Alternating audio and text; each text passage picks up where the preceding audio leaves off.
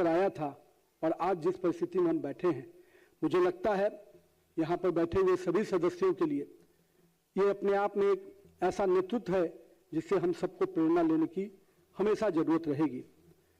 ये सदन मेरे पिताजी के मृत्यु के बाद मैं भी सदन का सदस्य बना और मैं एक बात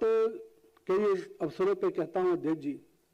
मैं भी नहीं जानता था जब राजनीति में नहीं आया था कि एक व्यक्ति समाज में कितना बड़ा स्थान पा लेता है राजनीति में आने के बाद। जो भाव से जनता उसको देखती है, मैंने अपने पिताजी के जीवन को उसमें देखा कि लोग मेरे हाथों को पकड़ के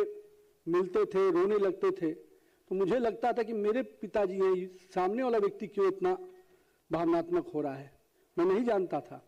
कि उसकी भावना किस प्रकार से जुड़ी है, लेकिन मुझे लगा कि मैंने पिछले 20 वर्षों में हमेशा ये ध्यान रखा कि मेरे पिताजी की छवि के हिसाब से मैं हमेशा अपने आप को आगे लेके चलूं। और मुझे लगता है कि हमारे आज के सभी जनप्रतिनिधियों को ये बहुत आवश्यकता है हम सबके लिए कि हम जनता के साथ किस प्रकार से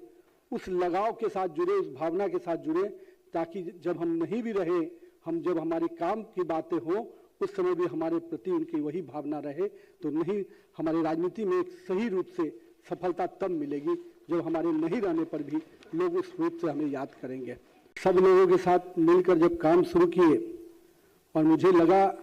कि आज का दिन मैंने कभी कल्पना नहीं की थी और आज जिस प्रकार से आप हमने सभी अभिभावकों के शब्दों में मैं कहूँ जो आशीर्वाद मुझे मिला है, निश्चित रूप से मैं पूरे सदन को इसके लिए आभार व्यक्त करता हूँ। माननीय अध्यक्ष जी, सदन में अपने माननीय उप मुख्यमंत्री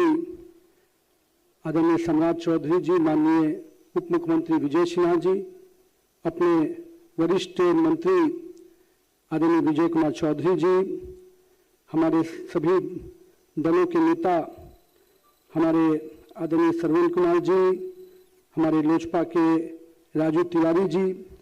ज्योति मांझी जी, माधव आनंद जी, हमारे विधानसभा के उपाध्यक्ष नवीन नारायण यादव जी, मैं सबको और पूरे सदन को, हमारे सभी साथी जिनके साथ हम लोगों ने काम किया है, मैं सबको प्रणाम करता हूं और सबको आभार व्यक्त करता हूं। माननीय मुख्यमंत्री जी, जब से हम लोग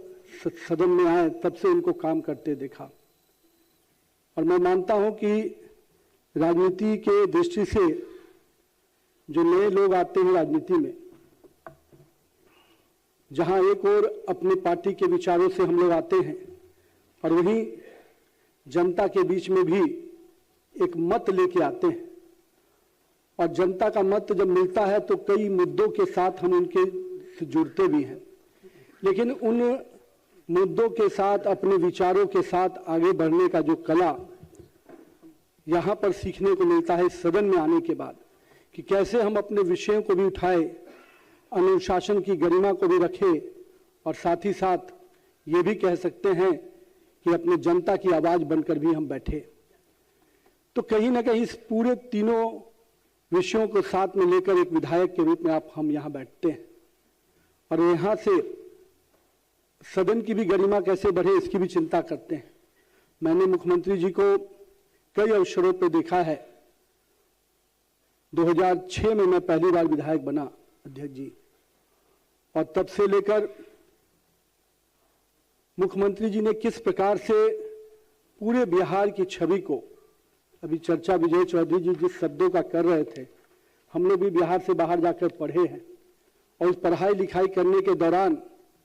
किस प्रकार के शब्दों का प्रयोग बिहार के लिए किया जाता था। 2005 के पहले का कालखंड मैं इस सदन में सत्ता और विपक्ष के रूप में नहीं है कि उस छात्र के रूप में बता रहा हूं जो हम लोग भी पढ़ते थे। तो जब